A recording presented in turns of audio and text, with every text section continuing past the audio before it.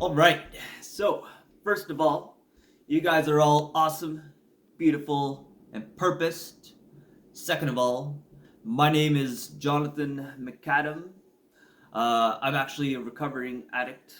It's been in February, it's going to be 8 years, clean and sober. All thanks to God. All thanks to just surrendering and just being like, all right, I got to take control of my life because I didn't have any control. Um, Third off, I hope you guys will subscribe to this channel, StArtz. I actually have a business, StArtz, and I'm just trying to do up this YouTube channel basically to explain stuff about my life, explain the struggles that I still go through, that we all go through, that we can all relate to. And I basically just want to start it off by explaining a bit of my history, a bit of my story, kind of where I come from. When I was born in New Brunswick, St. John, New Brunswick. Basically stayed there. I don't really have much of a memory of it. Basically stayed there till I was about 5. Kind of went back and forth from two alcoholic, drug addicted parents, neither of which had any control or any know how to raise, children. Some of my earliest memories was my biological mother throwing up in the toilet. And then some of the earliest memories I have of my father, biological father, was essentially getting beat, strapped with the belt in my recollection, for not doing something, or I was told I did something but I didn't do. In my recollection, how I perceive things and how the reality was can be two different things too, right? And then, when I was about 5 years old, I had a woman. She basically took me off the side of the street. She was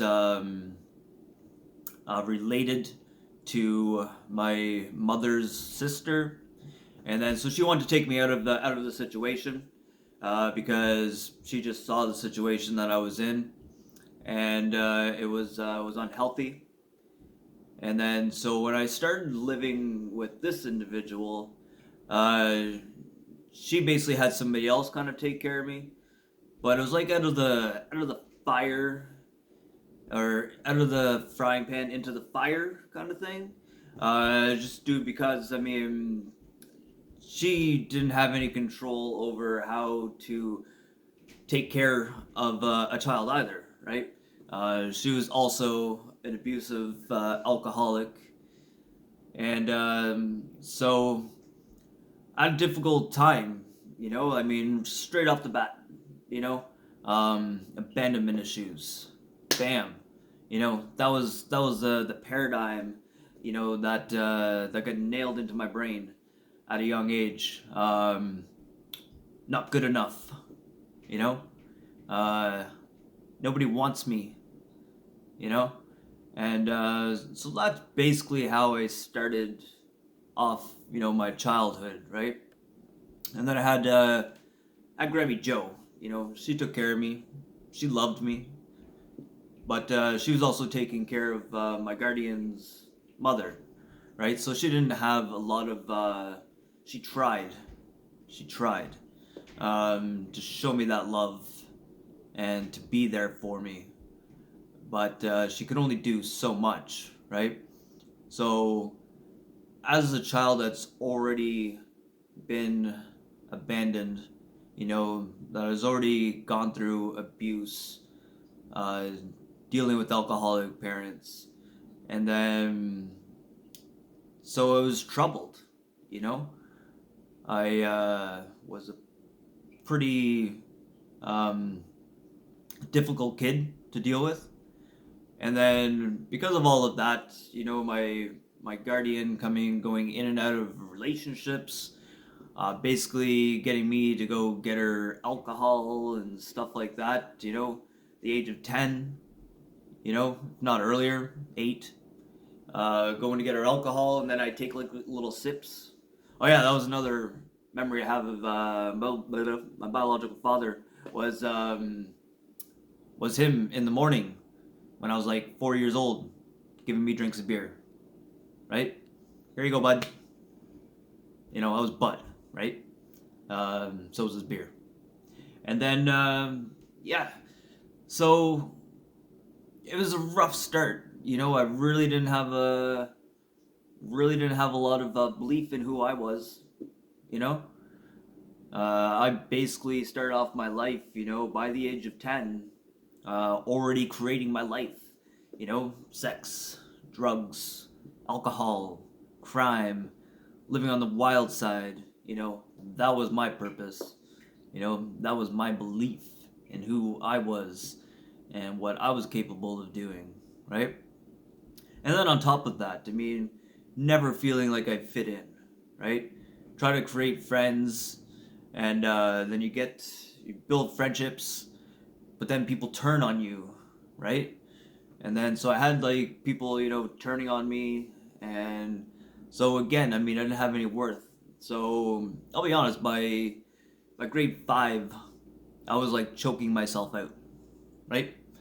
So I'd just be there, even in class, choking myself out to the point of knocking myself out, right? Just to escape. I hated who I was, even then. I hated my life. There was no. I was alone. Everything was dark, and But then I found again alcohol, and I found drugs, and I was like, yeah, you know, now I feel good. Then you start hanging around with your best buddies, your friends, you know, and you guys go out, you get high. Again, by like 10 years old, smoking, taking drinks off of beer. By the time I was 11, I was going out and stealing beer, stealing alcohol from my guardian, and it's getting all messed up, right? And then going from school to school, again, not knowing where I belong. And then by the age of 12, I went out and was gonna go party with some people, and then stole some alcohol, went over, got some alcohol, and then gave it to them. They took it, they spit it in my face. Afterwards, they followed me home, broke into the place, stole money, broke some stuff, and then the next day, you know, Guardian and Grammy Joe come home and everything's all destroyed.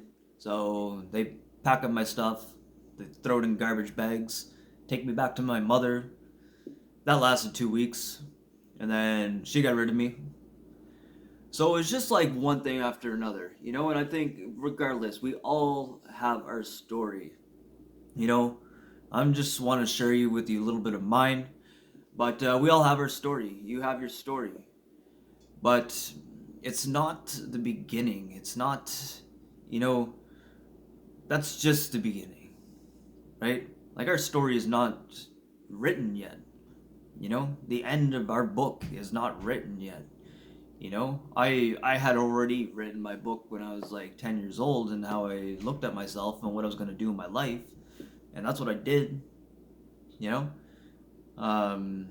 once my mother kicked me out after 2 weeks, I went back to the Guardian, right? And then she moved me up north, and then she was a lesbian, so she was in a whole bunch of relationships. One of the last relationships that she was in, she was addicted to heroin, crack. It was a lot of yelling, a lot of screaming, a lot of abuse, a lot of violence. And it was nothing. Wasn't a good environment, that's for sure. But it's what I knew. So I dealt with it. I go out and get high and just do my own thing anyway, right? Always very independent. Didn't really listen to what people told me to do or asked me to do or anything like that. Wasn't a bad kid. Just I don't know. Didn't really care either. But anyway, so I was there with her for like 2 weeks or 2 months once we moved up north, and then after 2 months, I did a break and enter because I've already been on probation for like whatever a year or something like that. First time getting charged, I was 12 for break and enters and setting fires and vandalism and everything like that. And then so this here again, break and enters. So then the guardian got all messed up and all drunk and all abusive, and then the cops were called, and then she came home, and then she was just like, "You want to know what? I'm done with this kid, like get him the fuck out, right?" So at 12, I went into guardianship, foster care. So that was supposed to be 6 months, but after like 4 months, they signed me over to the government. My biological mother actually signed me over, which I was all confused because I thought it was the guardian that had the control, but apparently she didn't. But anyway, so I spent a good 4 years, you know, getting high, getting drunk, breaking the law. You know, that first foster parent was like, she was a savior to me. She is a savior to me. I love her, right? She never gave up on me. She was always there. She's always very lenient on me. But it got to a point where I was like almost 16 and I wanted to move again. So I ended up moving again, left that foster family, which was a good thing because I just did another break and enter. And unfortunately, she found a whole bunch of power tools and stuff like that underneath my bed the same day I left. So I felt really bad for that. One other time I got caught doing a break and enter on her birthday. Felt pretty bad for that too. Um, but live on the wild side. That's what I want to do. Sex, drugs, alcohol, crime, right? Um, so that's the paradigm that I set out for myself, and that's what I did. But you wanna know what? At this point, I'm at 16 years old, so I'm gonna cut it off there and subscribe to StArt Arts. If you want to hear more, then I'm gonna do another video tomorrow. Basically, go from like 16 till whenever. Things get better. Things get better. They get worse. They do. They get pretty bad. But then it gets better. Sorrow will turn into joy. Either way, I hope you enjoyed a little bit of my story. My name is Jonathan McAdam, owner, designer, creative of StArt Arts, and you guys are all-purposed. You guys are all awesome. You guys are all beautiful. Always keep on believing in yourself because you are worth believing in, and we are all divine. You are divine, and there is a purpose. There is a plan. So never give up. Never give in. Just keep on going. And come subscribe and watch my next video. 16 Unknown. Peace.